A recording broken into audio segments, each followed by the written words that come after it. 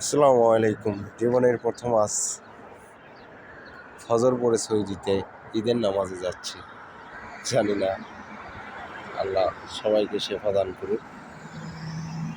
চলুন, কত মুসল্লি আছে এবং যাচ্ছে তাদেরকে আপনাদেরকে একটু আপনাদের সঙ্গে শেয়ার করি।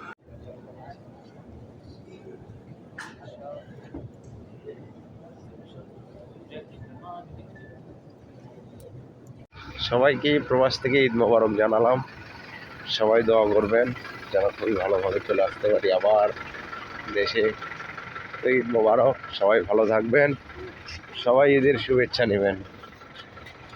কত জাম লেগে গেছে গাড়িতে, আল্লাহ দেখছেন, সবাই ছেলে মেয়ে সবাই এখানে নামাজ পড়তে আসছে।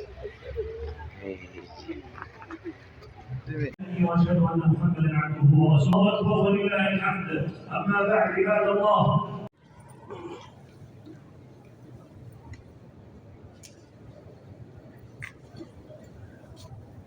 তো এখানে সব দেশি ভাইরা ঈদের কোলাকুলি করতেছে,